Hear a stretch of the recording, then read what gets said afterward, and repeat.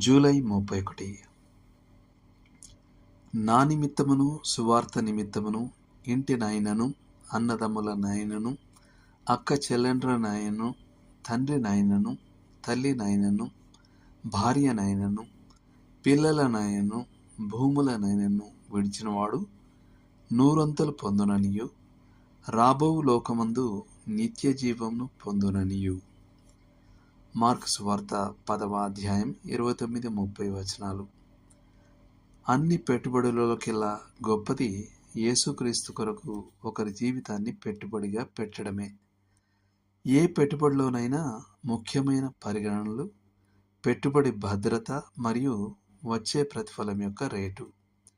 ఈ ప్రాతిపదికన చూస్తే ఏ పెట్టుబడి దేవుని కొరకు జీవించే జీవితంతో పోల్చబడదు. ఈ పెట్టుబడికి సంపూర్ణమైన భద్రత ఉంది. ఎందుకంటే మనం ఆయనకు అప్పగించి ఉన్న దానిని భద్రపరచడానికి ఆయన శక్తిమంతుడు. 2వ తిమోతి పత్రిక 1వ అధ్యాయం 12వ వచనం. ఇక రాబడి విషయానికి వస్తే దాని యొక్క గొప్పతనం మన ఊహకందదు. నేటి లేఖన భాగంలో ప్రభు అయిన యేసు నూరంతలు తిరిగి చెల్లిస్తానని వాగ్దానం చేస్తున్నారు.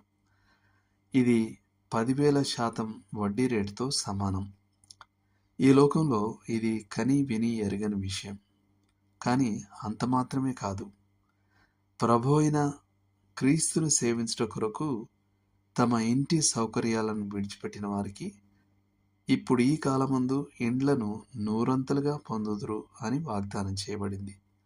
అనగా యేసు నిమిత్తము దేవుని దయను చూపించే అనేక గృహాలలోని ఆత్మీయత మరియు సౌకర్యాలను వారు పొందుతారు. సువార్త నిమిత్తము వివాహ మరియు కుటుంబ ఆనందాలను వదులుకున్న వారికి, లేదా ఇతర సున్నితమైన భూ సంబంధమైన బంధాలను తెంచుకున్న వారికి అన్నదమ్ములు, అక్కచెల్లెండ్రు, తల్లులు మరియు పిల్లలు వాగ్దానం చేయబడ్డారు.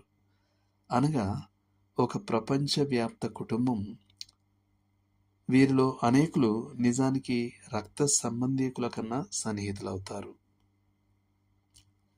భూములను విడిచిపెట్టిన వారికి భూములు వాగ్దానం చేయబడ్డాయి. వారు కొన్ని ఎకరాల స్థిరాస్తిని కలిగి ఉండే ఆధిక్యతను విడిచిపెట్టి యేసు యొక్క అమూల్యమైన నామం కొరకు దేశాలను మరియు ఖండాలను కూడా స్వంతం చేసుకునే కొలవలేనంత గొప్ప ఆధిక్యతను పొందుతారు. వారికి హింసలు కూడా వాగ్దానం చేయబడ్డాయి. మొదట ఇది ఒక శ్రావ్యమైన సంగీతంలో ఒక అపస్వరంలా అనిపిస్తుంది. కానీ యేసు ఒకరి పెట్టుబడిపై వచ్చే సానుకూల ప్రతిఫలంగా హింసలను చేర్చారు.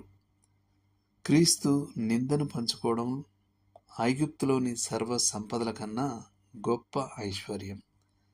హెబ్రీలకు రాసిన పత్రిక 11వ అధ్యాయం 26వ వచనం.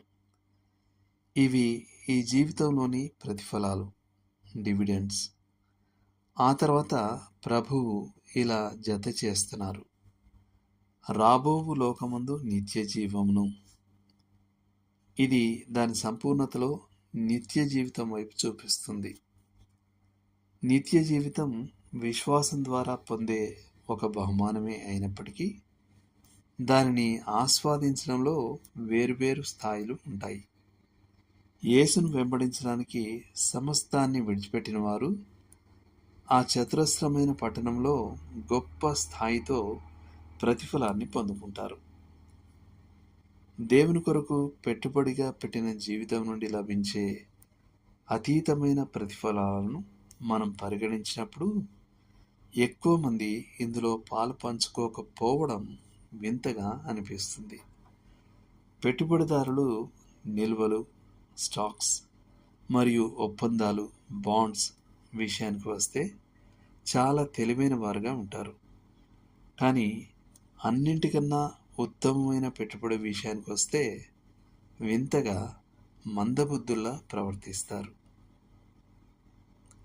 దేవుడు మిమ్మల్ని దీవించును గాక.